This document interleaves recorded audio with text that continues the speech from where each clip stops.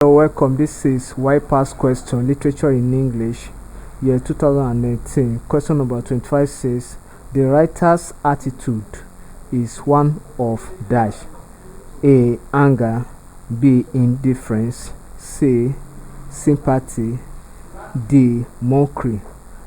The correct answer is A. Anger, because the narrator made us to understand that at the end of the day, Mark was dejected on his own bed. So it simply means that the writer or the narrator was not happy, which we can also refer to as the novelist of this unseen prose.